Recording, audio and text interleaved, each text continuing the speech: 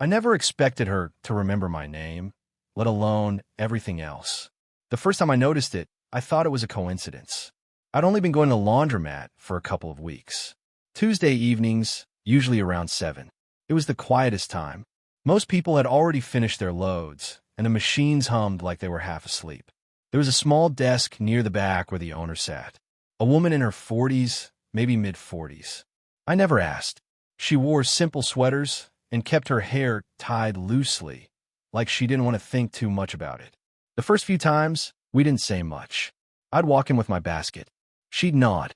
I'd nod back. That was about it. But that night, while I was loading my clothes into the machine, she said from behind the desk, "Zulkernin, right?" I looked up. Most people butcher my name or just avoid saying it. But she said it slowly, correctly.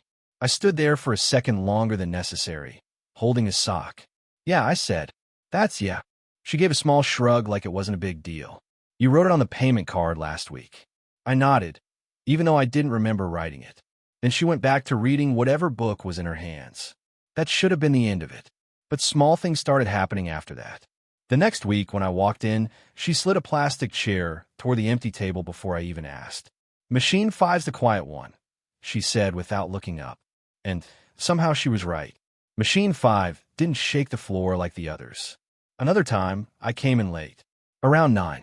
Most places would have been closing, but the laundromat lights were still on. She was standing near the dryers, wiping her hands with a small towel. "You're cutting it close tonight," she said. I rubbed the back of my neck. "Long day." She nodded once, like she understood more than I explained. While the washer filled with water, I sat at the folding table pretending to scroll my phone. Mostly, I stared at the same screen. There was a message box open. Someone's name at the top. I typed a sentence earlier that afternoon, then erased it, then typed something else. It was still sitting there unsent. I locked my phone and flipped it face down. Across the room, she was stacking empty detergent bottles into a crate. Slow, careful movements, like she wasn't in a hurry to finish anything. At one point, she glanced up, just briefly. Our eyes met for maybe 2 seconds. I looked down at the table and started folding a shirt that didn't need folding yet. "You always come alone?" she asked after a while. Her voice was calm, almost curious. "Yeah," I said. That was all she said. But something about the way she said it made the room feel quieter. The dryers clicked on behind me. A steady spinning sound filled the space. After a few minutes, she walked over to the vending machine near my table. She tapped it twice before putting coins in. It spat out 2 small coffees. She placed one in front of me. "I make terrible coffee in the back," she said. "This one's slightly less terrible." I smiled without meaning to. "Thanks." She leaned against the table for a moment, arms loosely crossed. Up close, I noticed small lines near her eyes. Not the tired kind. The kind that shows someone smiles a lot, or used to. "College nearby?" she asked. "Yeah." "What do you study?" "Business," I said. Then added quickly, "I think." That made her laugh. Not loudly, just a quiet breath through her nose. "Well," she said, pushing herself off the table, "you've got time to figure that out." She walked back to the desk. I watched her for a second longer than I probably should have. Then I looked down at my coffee. It had already started going cold. When my clothes finished drying, I packed everything in my basket and walked toward the door. She looked up from her book. "Same time next week?" she asked casually. I paused with my hand on the door. "Probably." She nodded once. "Good night, Zulkernin." I stepped outside into the cool air and started walking home. Halfway down the block, my phone buzzed in my pocket. I pulled it out, expecting some random notification. But it was a text message. Unknown number. Just one line. "You left one sock behind." I stared at the message for a moment. Then another message appeared. "Machine 5." I stood there on the sidewalk longer than I should have. The laundromat window was still glowing behind me, the machines spinning in their slow, hypnotic circles. I read the message again. "You left one sock behind. Machine 5." I almost laughed. Who texts someone about a sock? Then I realized something else. She had my number. I stared at the screen, thumb hovering over the keyboard. For a moment, I thought about not replying, just pretending I hadn't seen it. But my fingers moved anyway. I guess Machine 5 isn't perfect after all. 3 dots appeared almost immediately. Perfection is overrated. I don't know why that made me smile. I didn't go back that night. The walk home felt lighter than usual, though, like something small had shifted. The next Tuesday, I showed up 10 minutes earlier than usual. I told myself it was because I had more laundry this time. It wasn't. The laundromat door chimed when I pushed it open. The place smelled faintly like detergent and warm fabric. She was behind the desk again, reading the same thick-looking book. When she saw me, she closed it halfway. "You came for the sock," she said. Her voice had that calm, amused tone again. I scratched the side of my neck. "Yeah, that thing's part of a set." She reached into a small basket on the desk and held it up. One gray sock. I walked over and took it. "Thanks. Machine 5 betrayed you," she said. I shrugged. I trusted it. "Careful," she replied, leaning back in her chair.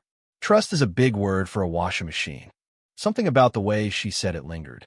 I dropped my basket near the machines and started loading clothes again. A few minutes later, she came over carrying 2 paper cups. "Tea today," she said, placing one on the folding table. I sat down across from her. Steam curled between us for a moment. "You always work this late?" I asked. "Most nights," she said. She wrapped both hands around her cup like she was warming them. "Used to be my husband's place." I looked up. "Used to?" She nodded once. "Divorce papers finalized last year." She said it plainly. No drama. Like she was mentioning the weather. "Oh."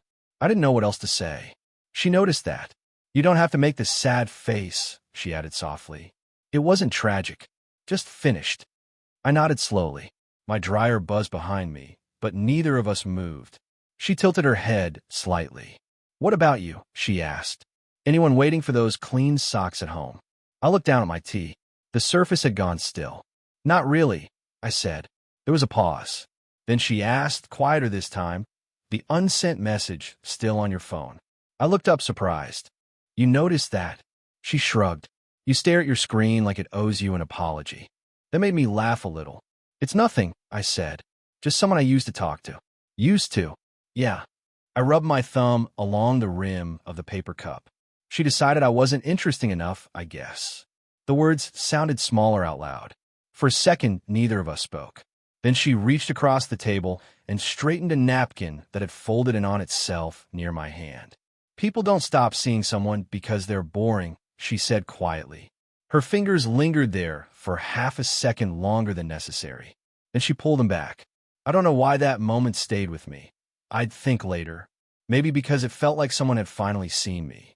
The next few weeks slipped into a quiet pattern. Tuesday evenings. Machine 5. 2 cups of something warm on the folding table. Sometimes tea. Sometimes the terrible vending machine coffee. We didn't plan it. It just happened. I'd walk in, she'd glance up from the desk, and there would be that small pause, like we were both checking whether the other person was still there. One night, she was trying to lift a crate of detergent bottles onto a shelf. It was heavier than it looked. I set my basket down. "Here," I said. She stepped aside while I lifted it. Our shoulders brushed for half a second. Not enough to mean anything. "Still, careful," she said quietly. "You'll make yourself useful around here." I shrugged. Too late. She smiled at that. Later we sat at the folding table again. The dryers hummed behind us. She had taken her hair down that night. It rested loosely around her shoulders. I noticed. Try not to notice that I noticed. "You don't talk much about school anymore," she said. I traced a finger around the edge of my cup. "Nothing interesting to say." She studied my face for a moment longer than usual. "You're not the kind of person who believes that," she said. I opened my mouth to answer. Then the door chimed. A guy walked in carrying 2 large laundry bags. About my age, maybe a little older. He glanced between us. His eyes lingered on the table. 2 cups. 2 chairs. "You guys closing soon?" he asked her. Her posture changed almost instantly. Subtle, but there. Professional. "Another hour," she said calmly. He nodded and walked toward the machines. For some reason, I felt like I'd been caught doing something. Even though we weren't. Not really.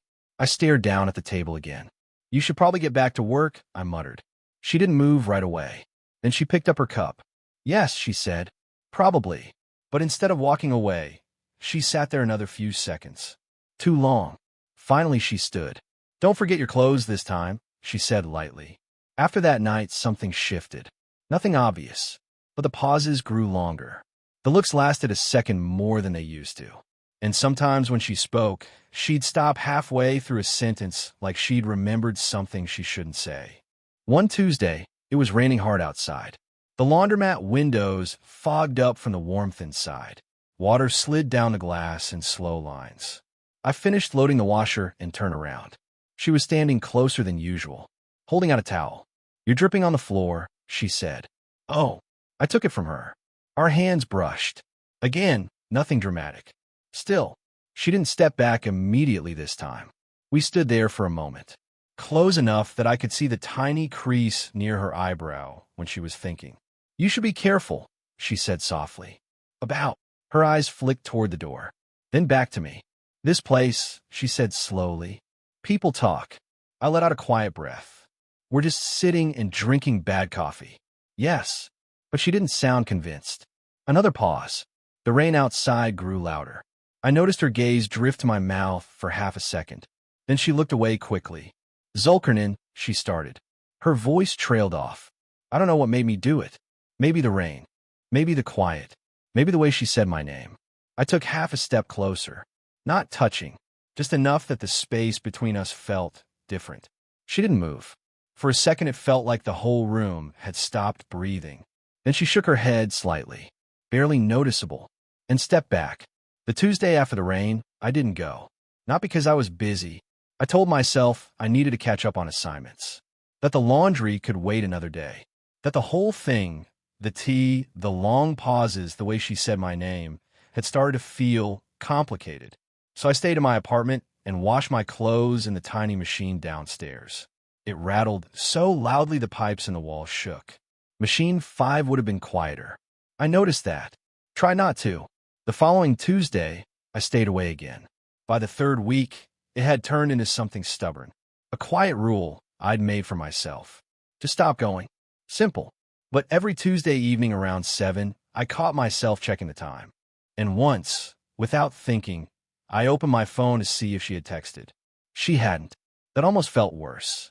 On the fourth Tuesday, my phone buzzed while I was sitting on the edge of my bed. Unknown number. But I already knew. Machine 5 misses you. I stared at the message for a long time. Then I typed back. "It'll survive." The reply came slower this time. "Probably." Another pause. Then another message appeared. "You okay?" I read it 3 times. My fingers hovered over the keyboard. "Yeah." A minute passed. Then, liar. I sighed and leaned back against the wall. "Just busy." The 3 dots appeared, then disappeared. Appeared again. Finally. Laundry isn't the same when people stop showing up. I didn't answer that. 2 nights later, I was walking home from campus when I passed the laundromat. The lights were still on. I slowed down without meaning to. Through the foggy glass, I could see her moving between the machines. Folding towels, stacking things. For a moment, I thought about just continuing past. Instead, my feet carried me to the door. The bell chimed softly when I stepped inside. She turned. For half a second, she just looked at me. Not smiling. Not upset either. Just looking. "Well," she said quietly, "look who remembered where this place is." I rubbed the back of my neck. "Hey." That was it. My brilliant opening line. She leaned against the desk, arms loosely crossed. "You disappeared." "Yeah." Another pause. The machines hummed around us. "You could have said something," she added. Her voice wasn't angry. If anything, it sounded careful. I thought maybe that was better, I said. "For who?" I didn't answer right away. She waited. Finally, I said, "For you." Her eyebrows pulled together slightly. "For me." I nodded toward the empty laundromat. "You said people talk." "Yes." "And they're not wrong." That landed between us like something fragile. She walked a few steps closer. Not too close, but closer than before. "Zulkarnin," she said quietly, "do you think I don't know what this looks like?" I swallowed. I just didn't want to make things harder for you. The words sounded clumsy the moment they left my mouth. For a second, she didn't speak. Then she let out a soft breath. "You disappearing didn't make it easier." Her voice dropped slightly. If anything, she stopped. I waited, but she shook her head like she'd decided against finishing the sentence. Silence stretched between us. The dryers clicked behind me. Finally, she said, almost to herself. You think you're the only one trying to be careful here. That caught me off guard. I looked up. Her expression had changed. The calm layers she usually wore had thinned. You think this is easy for me, she said. Her voice wasn't loud, just honest. I'm 46, she continued. You're what, 22? 23. She nodded once. Exactly. Another pause. Then she stepped a little closer. Close enough that I could see the faint line near her lip when she was nervous. You stopped coming because you were afraid, she said. I didn't argue. She studied my face. And the worst part, she added quietly, I noticed. Her eyes held mine for a moment longer. Then she asked, barely above a whisper, do you know how dangerous that is? Her question hung between us. Do you know how dangerous that is? I didn't answer right away. The machines kept humming like nothing important was happening. Finally, I said, quietly, dangerous for who? She looked at me for a long second. Then she laughed, but it wasn't really a laugh. More like a tired breath. For both of us, she said. She turned away and walked toward the folding table. Her fingers brushed along the edge like she was straightening something that didn't need straightening. I followed a few steps behind.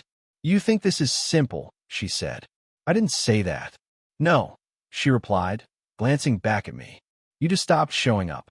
That landed heavier than I expected. For a moment, I didn't know what to say. Then she picked up one of the empty paper cups from the table and slowly crushed it between her fingers. There's something you don't know, she said. The words were calm, but something underneath them wasn't. I felt that small tightening in my chest. What? She didn't answer immediately. Instead, she walked toward the desk and opened a drawer. She pulled out her phone, stared at the screen for a moment, then set it back down. Like she'd changed her mind. My son used to sit at that table, she said suddenly, nodding toward the folding table behind me. I blinked. Your son. She nodded. He's 24. That took a second to settle. 24. Older than me. He moved out last year, she continued. Across the city. New job. She shrugged lightly. He still drops by sometimes. A strange quiet filled the room. I pictured it for a moment, a guy around my age walking into this place, sitting where I sat, talking to her like it was normal. The thought twisted something in my stomach. And if he walked in right now, she asked. I didn't answer. Exactly. Her voice softened. That's what I mean by dangerous. I looked down at the floor tiles.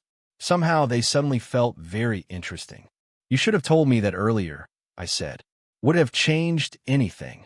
I opened my mouth, then closed it again, because I wasn't sure. She watched me struggle with that answer. I'm not embarrassed by you, she said quietly. That's not the problem. Then what is? She hesitated. For a moment, it looked like she might actually say it. Instead, she shook her head. It's just complicated. The word felt too small for whatever she meant. I rubbed the back of my neck again. Right. Another silence. The dryer stopped spinning with a soft click. I realized none of the machines were running anymore. The laundromat had gone strangely still. After a minute, she said, softer this time, you should probably go. The words weren't harsh, just careful, like someone setting something fragile back on a shelf. I nodded. Yeah. I picked up my basket, even though it was empty. At the door, I paused. She was already back behind the desk, pretending to read her book again. But she wasn't turning the page. I almost said something. Anything. Instead, I pushed the door open and stepped into the night.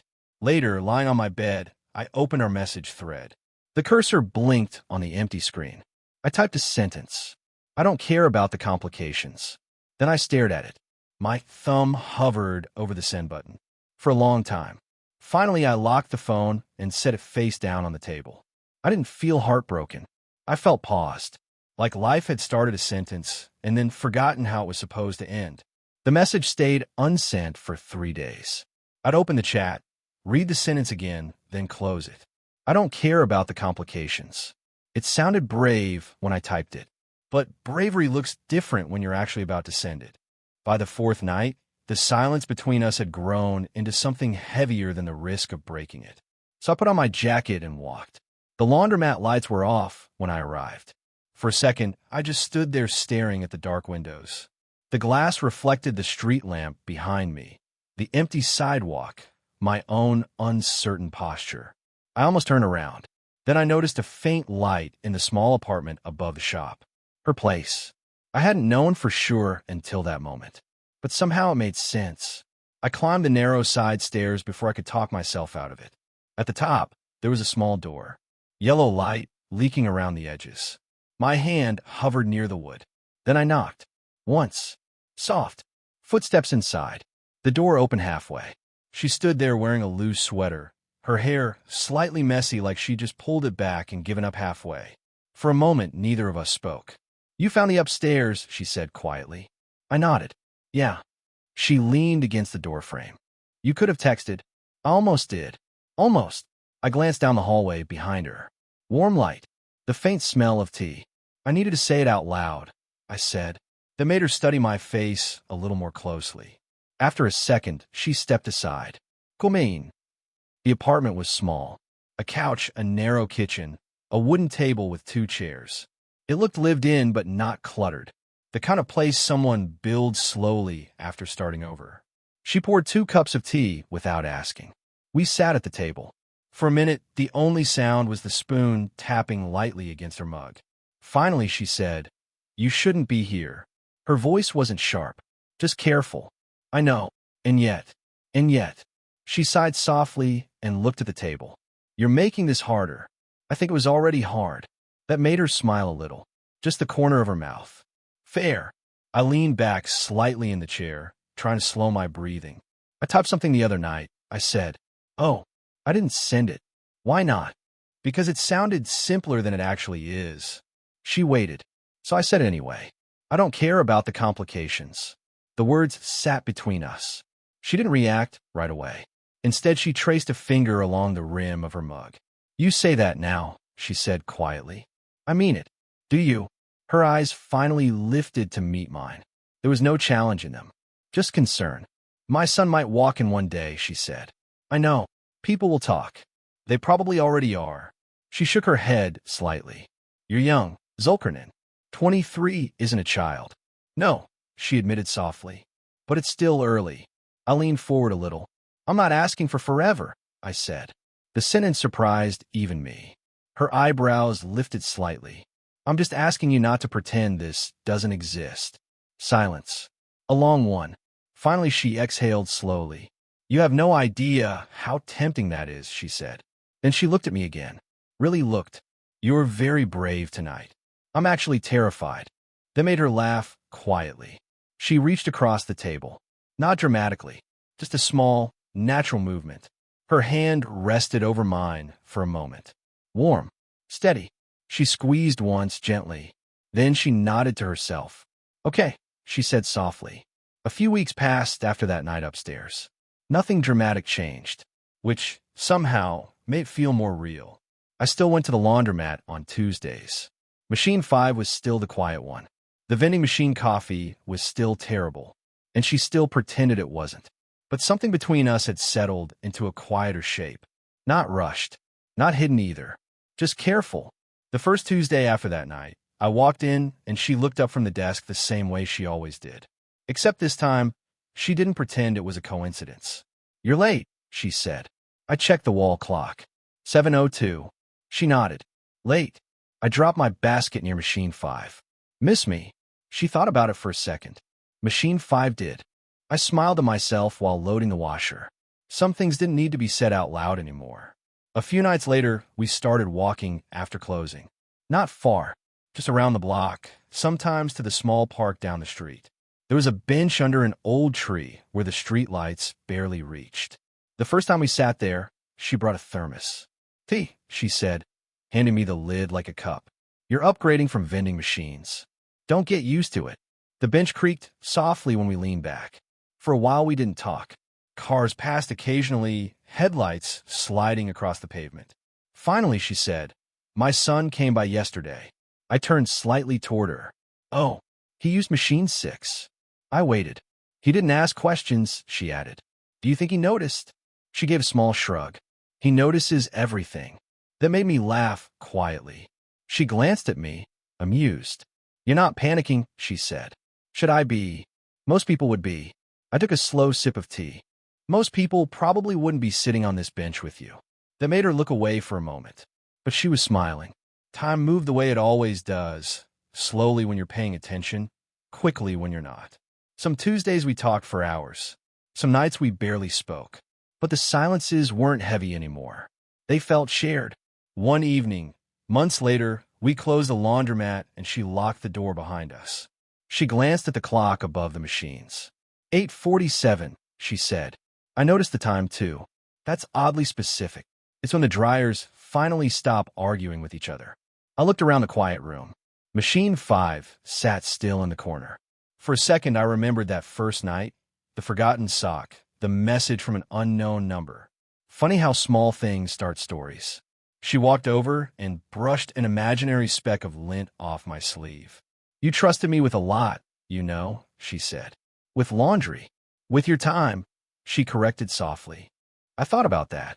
Then I nodded. Yeah. She tilted her head slightly. Regret it. I shook my head. Not even a little. Outside, the night air was cool. We started walking toward the park like we usually did. Halfway there, she slipped her hand into mine. Not dramatically, just naturally, like it had always belonged there. I squeezed it once, and she squeezed back. And for the first time in a long while, nothing felt paused anymore. Just quietly continuing,